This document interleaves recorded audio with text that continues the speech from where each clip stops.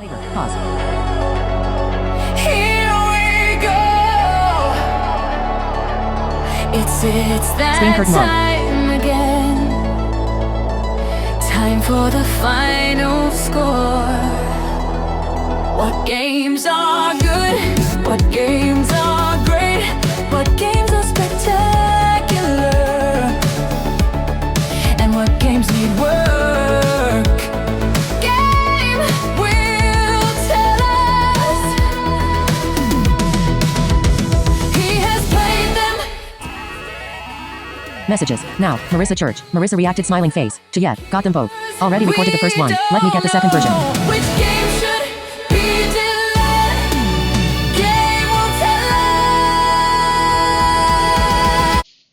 Hey everybody, hope you enjoyed the intro. Yes, it's time to do another tutorial. Today we're doing part one, our intermediate tutorial. It's going to be about a quick 15-20 minutes. I'm going to talk about some of the cool things that you can unlock and talk about some of the top 10 strategies to employ when unlocking, give or take 10, okay? I'm not going to count them. All right. As I mentioned in parts 1 through 3 of the beginner tutorial, if you haven't watched those, please go back and check those out. It's really important to know the different modes there are in Scoundrel. I like to call it Dungeon Scoundrel. One of the most important things to understand is that there is a classic mode and there is a heroic mode or hero mode. In the classic mode, you can choose your difficulty. You can still use all of your special magic cards, and you can go ahead and play a map, though I don't recall whether or not you can select the map, but that's classic mode, all right?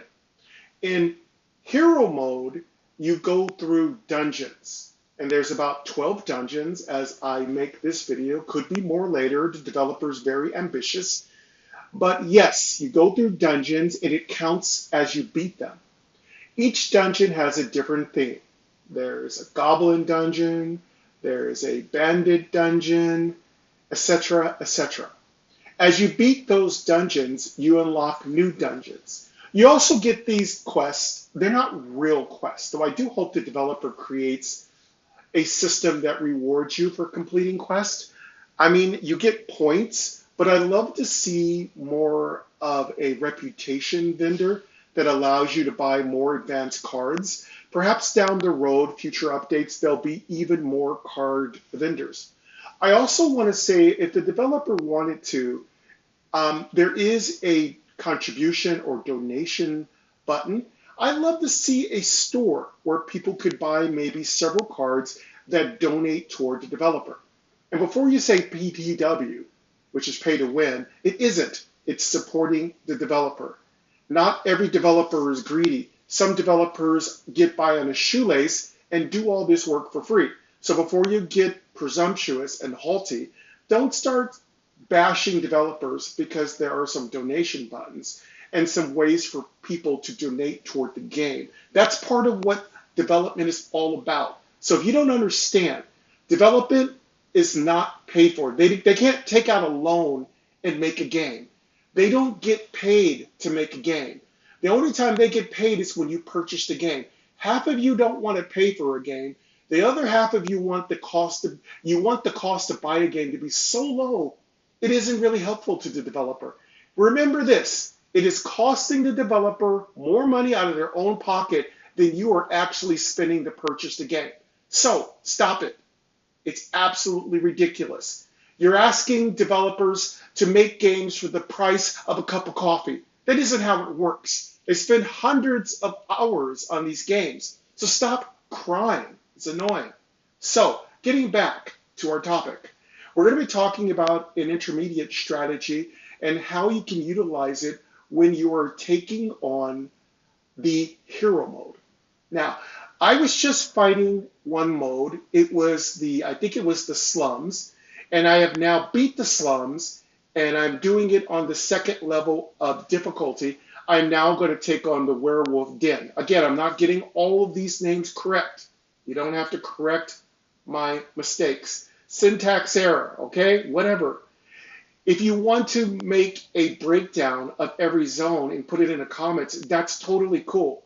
Don't put me in your message. You're not helping when you keep criticizing me. I make mistakes. I don't give a shit.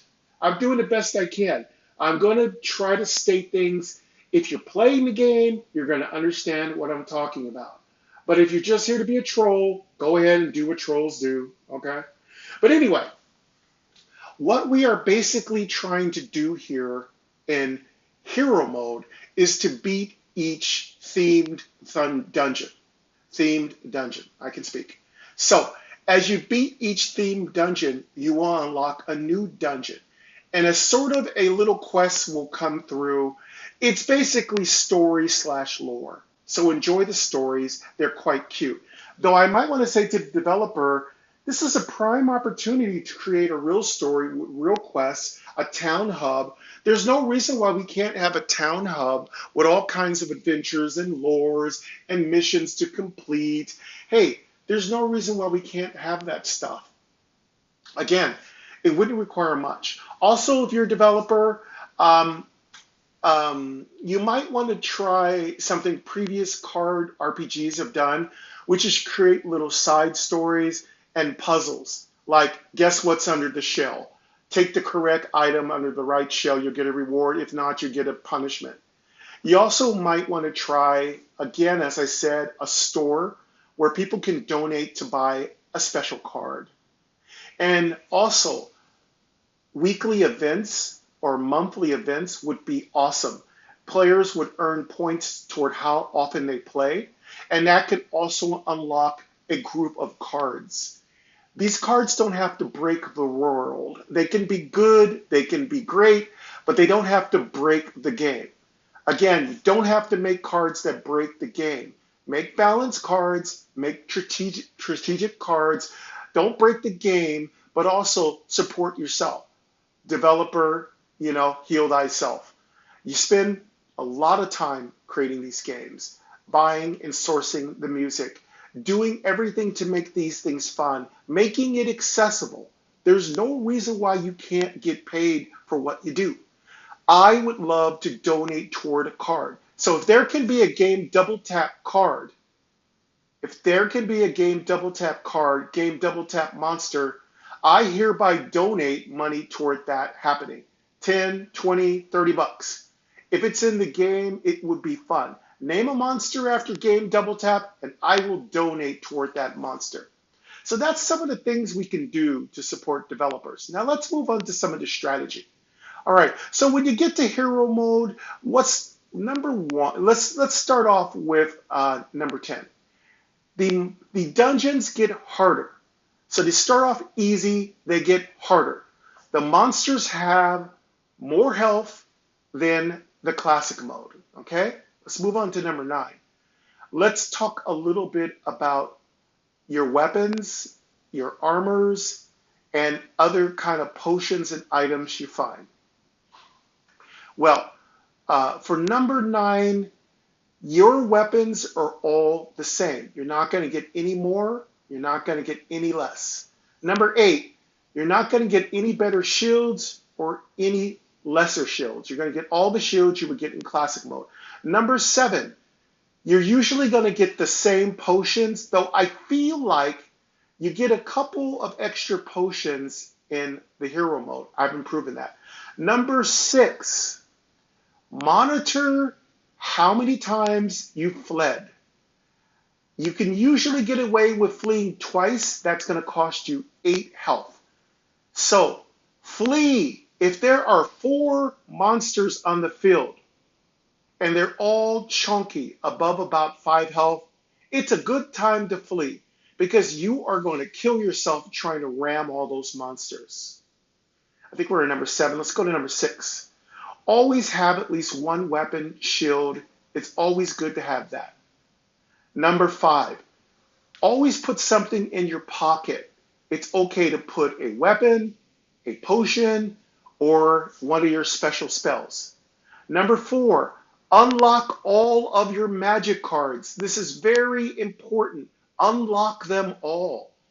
Number 3, there are achievements you gain by doing things in the game. Make sure you go through your entire achievement list and see what's available.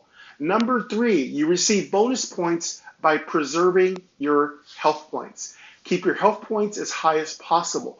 But don't be afraid to flee if you're dealing with about 4 monsters or 3 heavy monsters on the field. Number 2, the biggest monsters usually have anywhere from 10 to 14 attack points. Number 2, always make sure to kill off as much attack power from monsters with your weapons. No weapon should ever be destroyed, broken, trashed, unless you absolutely have no room and you've got to take a better weapon. The best weapon in the game is Silence. It does 14 damage. You could usually take out 3 monsters. Also, keep in mind, take out all of your small monsters first. I know before I say take out your big monsters, no. Take out your small monsters first, and if there's a big monster, let it carry on to your next dungeon room. All right? Also, number 2, if you want to leave a big monster in the field or you want to leave a potion, both are good strategies. If you're going to leave a big monster on the field, take the potion and consume it or place it in your pocket. Remember that your hands can hold magic, weapons, and potions as well as shields. All right. Score breakdown. Final 19 rooms tip. cleared for 190 points. 26. Victory. Let's The look bandit at the camp cleared. scoring Victory. The bandit camp cleared. after I beat the bandit camp. Score breakdown. 19 rooms cleared for 190 points. 26 monsters slain for 130 points. 13 health remaining for 13 points. Let's No go flee to the bonus. next 50 one by points. Subtotal. swiping to the 383 right. points. Medium difficulty multiplier. Times 1.5. Final score. 574 points. Earn 5 mana crystals. New best score.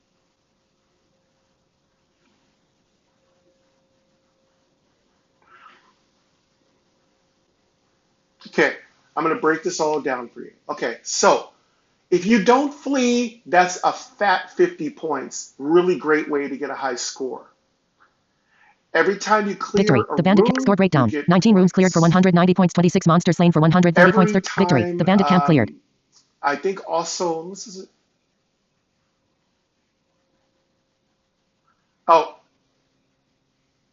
killing monsters is also going to get you points. So keep those in mind. Not fleeing, killing monsters, clearing rooms. Now let's talk about the really cool multiplier. When you play on higher difficulty levels or modes, you will sometimes get, you will always get a multiplier that increases your score. The game is going to add up your score first, as you heard, and then it's going to multiply it by the difficulty level. Give or take some numbers. There's some math there. It's easy to figure out. You don't have to do it because it does it for you. But for the most part, the harder the difficulty level, the more points you're going to get if you complete the dungeon. And of course, having health points left is going to get you bonus points. Not fleeing is going to give you bonus points. Killing as many monsters as you can is going to get you bonus points. So if you are running from monsters, if you are skipping monsters, you're going to be losing bonus points. So those are some things to keep in mind. Let's talk about even trade. One of the most powerful techniques when we're talking about intermediate play in Dungeon Scoundrel is even play. When even trades. Even trades mean your weapon, which does 10 damage, killed a monster that has 10 attack. That's always good. In chess, we call that trading. We call that trading. In chess, some players prefer the simplification of the board. That is exactly what you are doing here in Scoundrel. When you trade even weapon attacks that you have for even attack powers of monsters, you are trading. I would kind of call it like trading down, but let's just call it trading. Now, let's talk about trading up. Now, if you have a card like Polymorph, or there's another card, I can't remember it right off the top of my head, Polymorph can change the monster. If the monster's attack was 13 and Polymorph brought it down to 3, you were very successful. You saved yourself 10 points of resource use or 10 points of hit point loss. That's a great thing. You basically traded up. I know it's kind of counterintuitive. Trading up is good. That's when a knight takes a queen, or a rook takes a queen, or a bishop takes a rook. You trade it up because you used a lower piece that killed a higher cost piece. And of course, that piece is going to get killed next. But the good thing is you're trading up. Whenever you are trading up, you are winning. If you force your enemy to lose a more powerful card, you are trading up. You have a better chance of completing the board. What happens to me often when I play Scoundrel is that I am just barely trading even. And then I have some particularly unlucky moments. I overheal. I don't trade up properly. I make a mistake. I run my hit points down too low. Too many buffed monsters come out at once. So when those things start to happen, you're pretty much on the road to disaster. So keep an even eye on your health. And that's going to also be part of the number one tip. Watch your health. Anytime your health is anywhere from 14 to 17, you're fine. Even if things go really bad, you can afford to crash a few monsters into your body. But once your health starts getting below 10 and to the low single digits, you're in deep trouble. That's red alert time. It's time to start taking potions. It's time to start preparing for the worst situation. Let's also give you your bonus tip for your intermediate tutorial. What are some of the best magic cards? I gotta say, one of the best magic cards is Polymorph. What's the best situation to use Polymorph? Use Polymorph when your opponent has the highest attack card. There's no way they're going to give you the same attack power when you Polymorph it. It's gonna go down. Another awesome card, one of my favorite cards, is Vampiric Touch. It basically heals you for half the damage that you deal. So the best card combination with Vampiric Touch is Silence and Vampiric Touch. Silence does 14 points of damage. And if you kill a monster for 14 points of damage with Silence, and that monster has 14 points of attack, you've even traded. But here's the cool thing. Because of Vampiric Touch, you will heal for 7 because you get half the damage as health. So that's a very powerful move. So that's your top 10 tips, your top 10 strategies to use. Plus, I've given you some general tips for intermediate players. This is part 1 of our intermediate tutorial. I will come back with part 2 of our intermediate tutorial. I'm going to be talking about each one of the dungeons and what are some monsters that you should expect to see, which monsters are hard, which monsters are easy. Also, you're going to be getting some playthroughs of each one of these dungeons. It'll be on our TCG Thursdays. I'll be playing through the dungeons and I'll talk about kind of like the different monsters. They have great flavor, they have great names, and there's kind of some great cards that work really well. Remember, your magic cards can synergize differently depending on what dungeon you're in. But that's going to wrap it up for us today, folks. Thank you very much for coming. It's just an unexpected little tutorial that I did last week and that I put it on TCG Thursdays. Again, keep coming back. I've got lots of new card games coming, including Illyrium, which I'm still trying to learn how to play. Big shout out to Jessica and Jordan for dropping some love and letting me know about this game. Again, I've got a long way to go to understand it, but I'll get there. But thank you very much. That's it for us today, folks. Enjoy the rest of your day. Please enjoy Scoundrel. It's an awesome game. Take care.